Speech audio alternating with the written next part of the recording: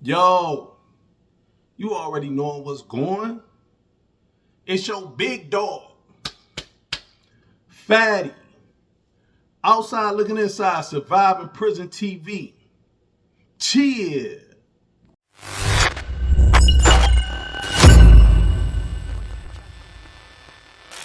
You already know we back at it like a crack addict with a meth habit, you dig? It's your doggy. It's your doggy. I ain't went nowhere. I just got real busy with a lot of stuff, productive stuff, good stuff. I'm still very, very motivated. This YouTube thing, this ain't it ain't a piece of cake. I'm gonna say that. It's not a piece of cake, especially when you got multiple other things going on, streams of income. So I do a lot of different stuff. I mentor at-risk youth. I mentor adults who are in recovery. I got a clothing brand. I write books. I do a whole bunch of stuff. So I just don't be stationary. I'll be kind of like all over the place. So that's the reason for the small little pause. Well, this time the small pause was I had to finish my book. I had to really buckle down and get in there and finish my book, man. And I'm so happy to say that it's out right now. It's out right now. It's on all platforms. You know what I'm saying? KDP. You can go on KDP, Smashwords, Barnes and Noble. You know I'm trying to get it connected so the guys inside, guys and females that's inside, they can order it on their tablets. So we're in the process of doing that, man. I got a bunch of stuff coming. So you see the book. I'm gonna put the link in the description. So go on and tap that, hit that on KDP, $4.99 for the ebook. We're in the process of getting it turned into the audio book as well. So just stay tuned. I'm gonna keep y'all up to date on all that. But excuse me, with this video right here, I've been getting a lot of questions about CHOMOs inside and parole boards, parole hearings. So what I did was I got this video of a CHOMO and he in Louisiana, and he's going up for a parole. He's going up for a parole from having sex with an underage young lady. I didn't watch the whole video. I watched some of it. It's a parole hearing, so it ain't gonna get too vulgar or nothing. I don't suspect, but there's really no telling. But we gonna hop into this video, and I'm gonna do my reaction to it. You know what I'm saying, as it's going. So buckle up and let's go. You were sentenced in Webster Parish, November 27, 2023, for molestation of a juvenile.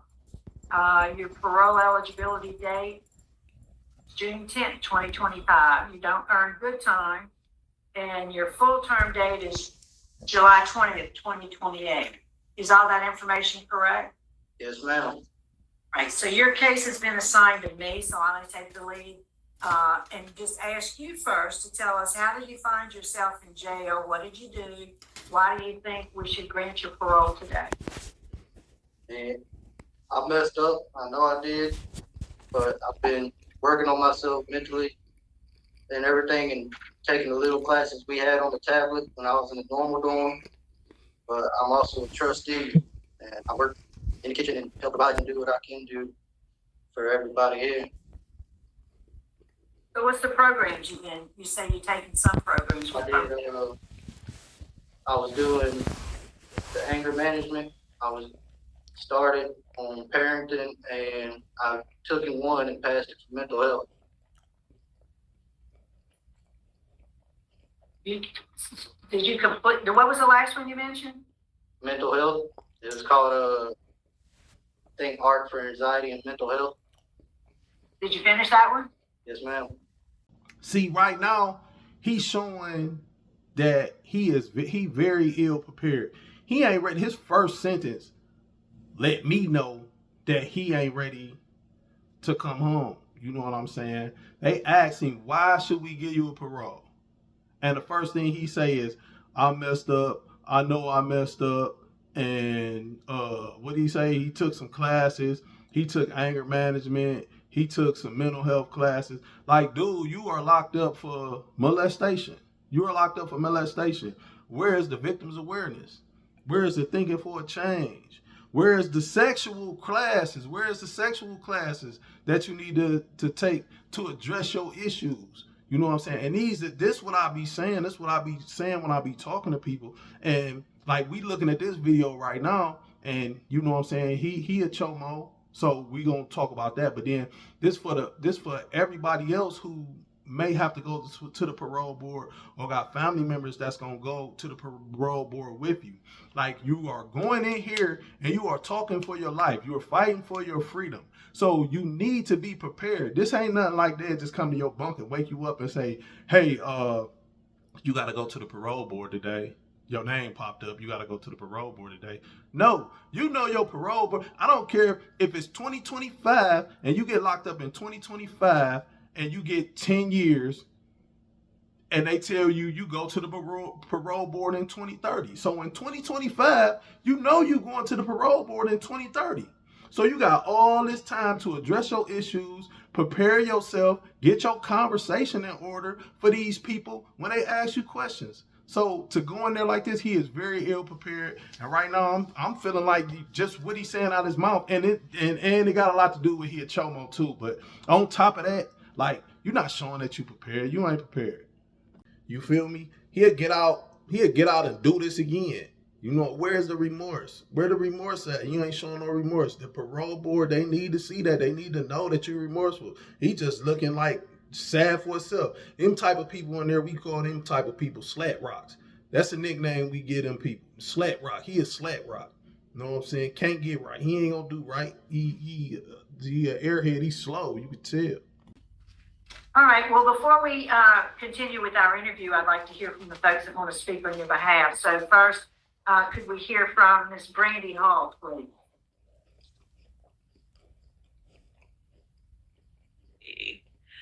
I'm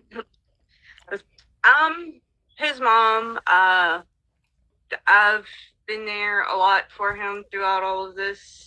When he needs someone to vent to, talk to, call, I'm the one he calls. I help him work through a lot of his situations, like when he's stressed and just things like that, dealing with what he's dealing with right now. Things like that, dealing with what he's dealing with right now. I've been kind of myself, his dad, brother, sister, we've all been there for him.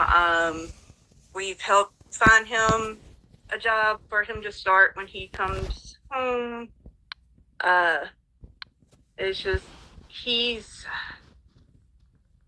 has a little girl he hasn't got to meet. She was born in December. Oh, so this is mother talking. And you off bat, you see she slat rock too. So it makes sense. Fruit don't fall too far from the tree. So this how he's been raised. But the reason why I stopped to talk on this part is, like, she got the audacity now to be talking about how he got a daughter that he haven't been able to see for 3 years because he been locked up. Like, dude, you shouldn't be able to be around, see, smell, nothing, no kids, nigga. He a child molester. You a child molester, dude. Like, you lose all of that.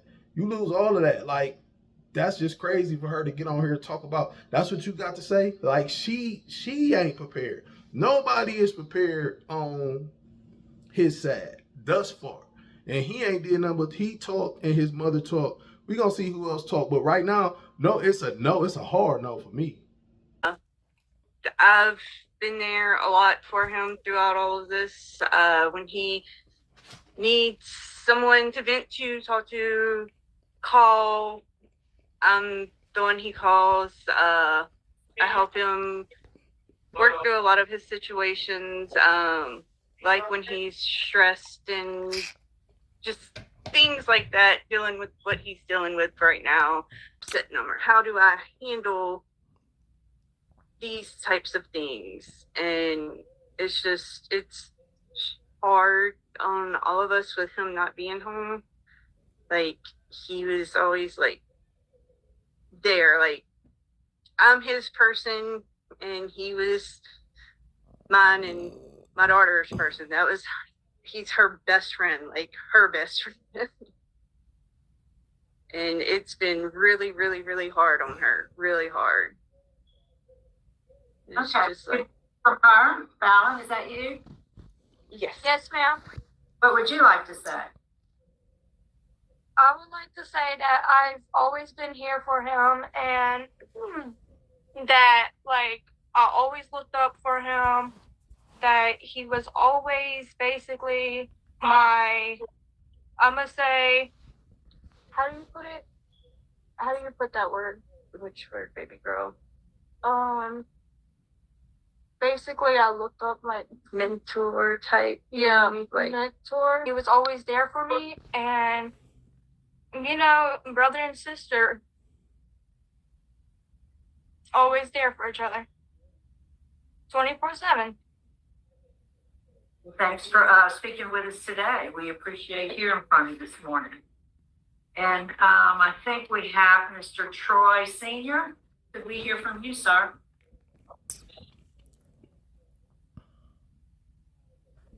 Yes, hello. Hello. Go ahead, sir.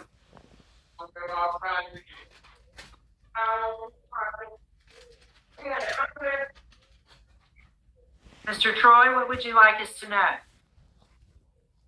I mean, I try to be there as much as I can for him.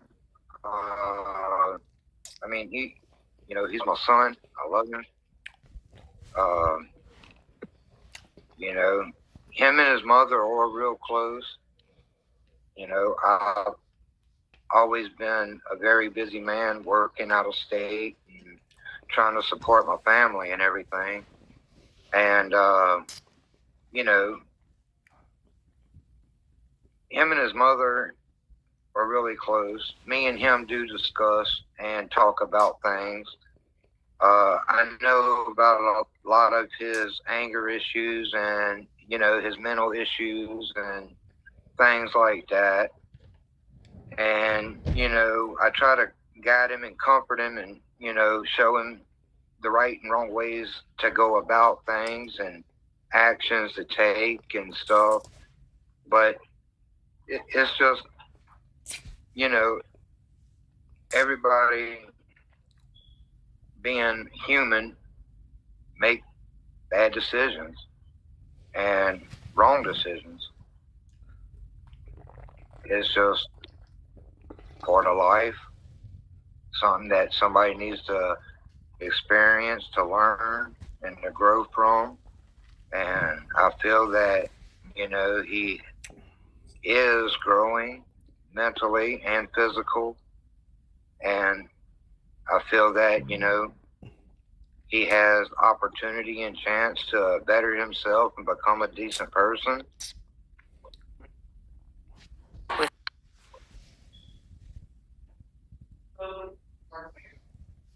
Yes, sir. Thank you. We appreciate hearing from you. Thank you so much.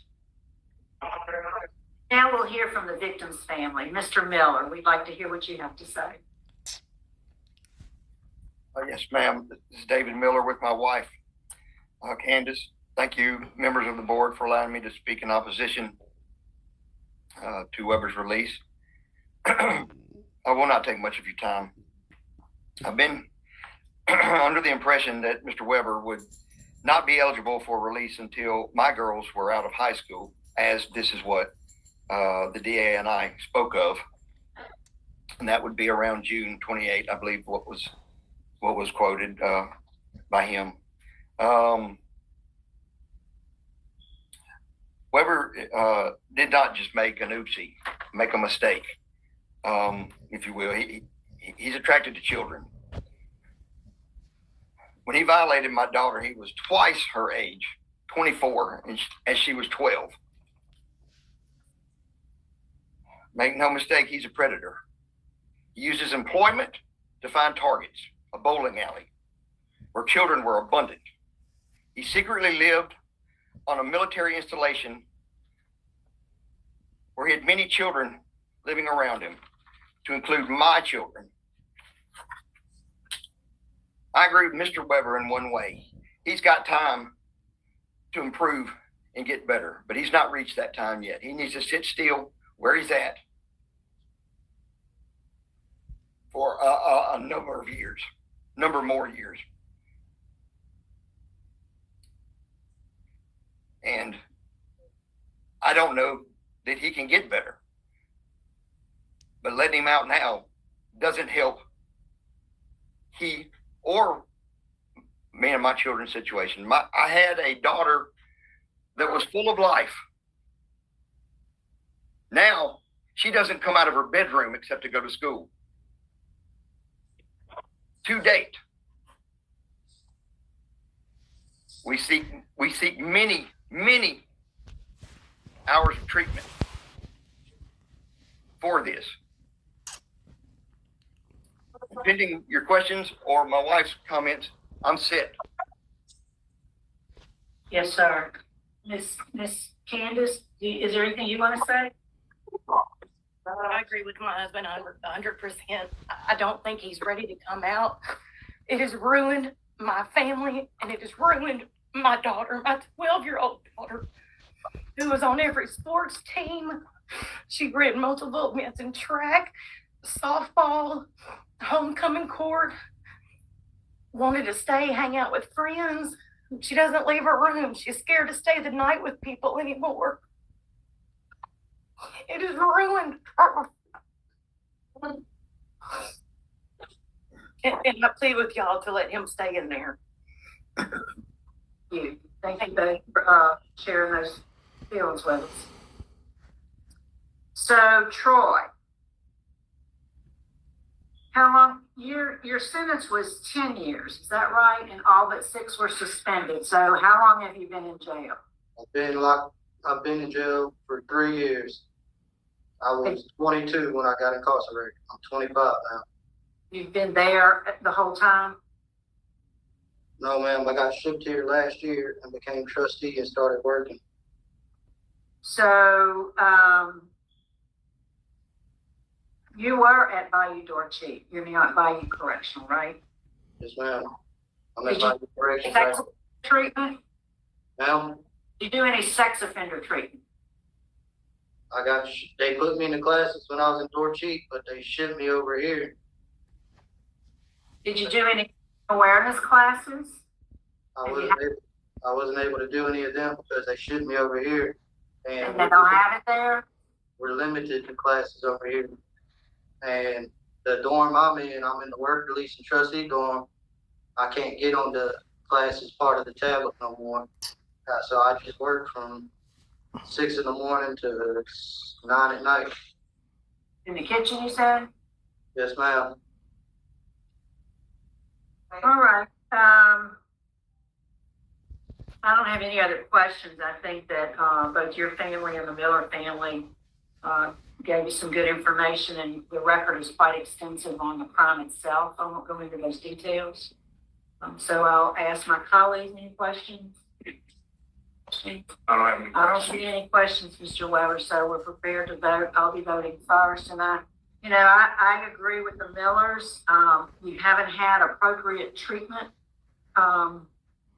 in my opinion, to give you the tools not to reoffend in this way.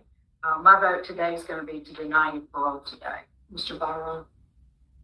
I also am going to vote to deny parole based on the victim opposition, the age of the victim, and a strong law enforcement opposition. Mrs. Stapleton? I concur with both Mr. Barra and Ms. So today it's a unanimous vote, Mr. Weber, that your parole has been denied. Good luck to you, sir. I want to thank the folks at Bayou for helping us out today. We're going to sign off at 10:02. All right. Yeah, so watching this hearing and listening to everybody talk, me and my own personal opinion, I feel like the parole board was 100% correct with not giving this what can I call him? This CHOMO a parole. Like he not ready to be out here. Definitely not ready to be around no kids no more. He's gonna commit this type of activity again. He's not showing any type of remorse. He didn't even apologize for what he did. He didn't apologize. He's not showing any type of remorse. He did not address his issues. He talked about he took a class for anxiety. He took a class for anxiety. He took anger management. And he took something else that really don't even got nothing to do with why you are incarcerated, my guy. You know what I'm talking about? You had sex with a baby. You had sex with a baby. 24, 22. He was 22 and she was 12. It's disgusting. It's despicable. You need that member. You need your member amputated. That's my vote. Like everybody who out here doing stuff like that, you need your member amputated because you don't know how to use it. You're not using it properly. You understand me? And then too, like what else was irritating me? I was just gonna keep coming back in and saying what I had to say every time I had something to say, but I didn't want to do that because I would have just devoured this whole little video because I was very irritated with the mother and the daughter, how they were laughing and the little antics they was doing when the victims mother and father got to speaking, especially when the mother got to speaking. She was in tears and they over there like it's a game. Like it's a, I really, really didn't like that. I really don't understand how he had 10 years, got 4 that dropped, and he in the parole board in 3 years. It should be just straight 6 flat. If anything, you got to do the 6. Ain't no getting out early for the crime that you did. And like he got to register for the rest of his life. He has to register for the rest of his life. And yeah, dude wasn't ready for no parole. So I'm happy. I applaud the parole board for getting that right and not letting him out. See, it's a lot of dudes that be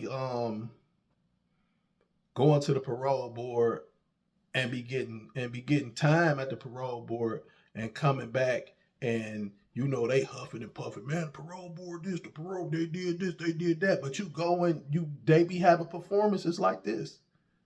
You're not ready. You're not ready. You can't even talk. You can't even talk. You'd have had 3 years to sit and prepare to come and have this one conversation. And what you say, I messed up. I made a mistake. I took anger management. I took a mental health class for anxiety, and then the stuff your family was saying, you an airhead dude, and you need to stay your dumb. You need to stay in there. You need to stay in there. He probably getting fumbled and fondled with in there too. If they knowing what's going with him, you know what I'm saying? Looking at him, he an airhead. He slapped rock. So that's probably what's going on with him. I didn't like how the mother and the daughter was acting during the victims' testimonies. None of that. But the parole board did a good job. It was short and sweet. It ain't got to be all long. Like I said from the beginning, soon as I clicked it on, oh, dude ain't ready. That's the decision right there. Dude ain't ready, but you're going to go through the formalities. Let everybody else talk real quick. And when everybody else talk, okay, we're going to get a decision. But they did it fast. Usually they'll say like, let everybody talk. Ask you, do you got something else you want to say? Okay, well, step out. We're going to deliberate, and then we'll give you our decision. So you'll step out for a minute, then they'll call you back in. They ain't no time to waste. We already knowing. We ain't getting you nothing. You heard me? Keep your CHOMO self in there. Stay in there. Stay in there. Stay right in there, because you ain't ready. He going to come out, and he going to offend again. He probably even offending his little sister. Doing that to his little sister. Talking about he her mentor, and she look up to him and all this other stuff. Craziness. Outside looking inside, surviving prison. You know what I'm talking about. Go on, snatch that book, Cellmates. It's an urban fiction, man. It's gasoline. Go on, click on there. Read the blurb on it. Check it out. Check me out. I'm about to start dropping these books. It's a lot going on, man. Hey, thank y'all for watching this channel. Hit that like, subscribe to the channel if you ain't subscribed yet. We about to be coming. You know what I'm talking about. It's your big dog, Fatty.